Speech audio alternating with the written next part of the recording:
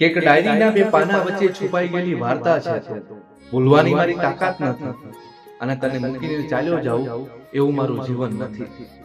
નમસ્તે મિત્રો, હું છું રવિ ગોસ્વામી ને આજે આપણે વાત કરવાના છીએ એક એવા મિત્રની કે જેને હંમેશા તમારા માટે સમર્પણ આપ્યું છે, હંમેશા તમને ખુશ રાખવા માટે પોતે દુઃખી થયો છે અને તમારી ખુશી માટે થઈને એને કેટલાય સમર્પણ આવ્યા છે.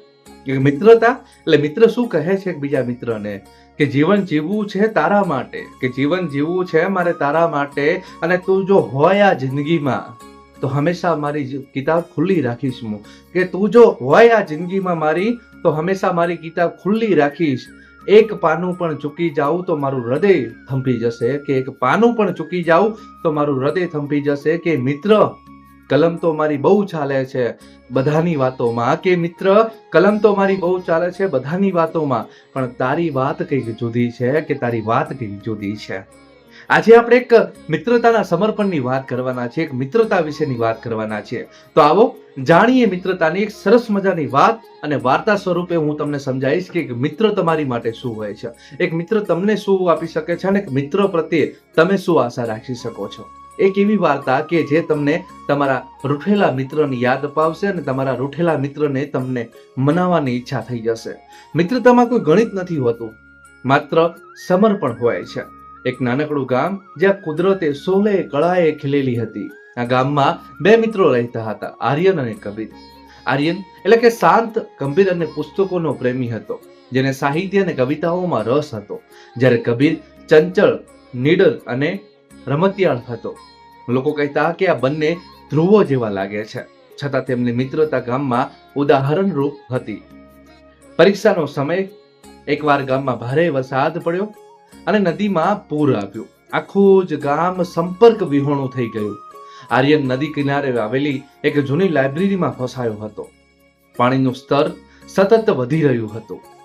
ગામના લોકો ડરના માર્યા કિનારે ઊભા હતા, પણ કોઈની હિંમત ચાલતી નહોતી કે એ ધસમસતા પ્રવાહમાં એના અંદર ઉતરી અને એ છોકરાને બચાવે. જ્યારે કબીરને જ્યારે આ વાતની ખબર પડી ત્યારે તેને એક ક્ષણ પણ વિચાર ન કર્યો અને તે દોડતો નદી કિનારે પહોંચી ગયો. લોકોએ તેને રોક્યો. કબીર, આ પાગલપણ છે, પ્રવાહ બહુ તેજ છે. અને ત્યારે કબીરે હસતા જવાબ આપ્યો કે મિત્રતામાં ગણિત નથી હોતું, માત્ર સમર્પણ હોય છે, અને હંમેશા સંઘર્ષનો જ વિજય થાય છે. કબીર પાણીમાં કૂદી પડ્યો. મોજાઓ તેને પાછળ ધકેલતા હતા, પણ તેની મક્કમતા લોખંડી હતી. મહા મુસીબતે તે લાઇબ્રેરીની છત પર પહોંચ્યો, જ્યાં આર્યન ધ્રુજતો બેઠો હતો. આર્યનને જોઈને કબીરે તેને હાથ પકડ્યો અને કહ્યું, ચાલ દોસ્ત, હજી ઘણી વાર્તાઓ લખવાની બાકી છે. આ મિત્રતાનો પ્રેમ છે. તમે જુઓ તો ખરી કે મિત્રતા શું છે, કે ભાઈબંધનો પ્રેમ શું છે. અને બંને સુરક્ષિત રીતે કિનારે પાછા આવ્યા, અને ત્યારે આખું જ ગામ સ્તબ્ધ થઈ ગયું હતું. આર્યને ભીની આંખે કબીરને પૂછ્યું કે તને તારા જીવનો ડર ન લાગ્યો? ત્યારે કબીરે સાહિત્યિક લઢણમાં સુંદર જવાબ આપ્યો કે જે કિનારે બેસીને મોજા ગણે છે એ પ્રેમી હોઈ શકે, કે જે કિનારે બેસીને મોજા ગણે છે એ પ્રેમી હોઈ શકે, પણ જે મોજા ચીરીને સામે આવે ને એ જ મારો સાચો મિત્ર હોઈ શકે. કેટલી સરસ મજાની વાત છે આ. એક મિત્રતાની સરસ મજાની વાર્તા એવું દર્શાવે છે કે જીવનમાં એક મિત્ર હોવો જરૂરી છે, પણ કેવો મિત્ર કે જે તમારા સુખમાં નહીં પરંતુ તમારા દુઃખમાં ભાગીદાર બને. એક એવો મિત્ર કે જે હંમેશા તમારી પડખે ઉભો રહે. મિત્રતાની કેટલી બધી વાતો છે. સરસ મજાની શાયરી છે, ને મારી લખેલી એક શાયરી મને યાદ આવે છે કે મિત્ર શું લખું હું તારી માટે, તારી માટે તો શબ્દ ઓછા પડે છે.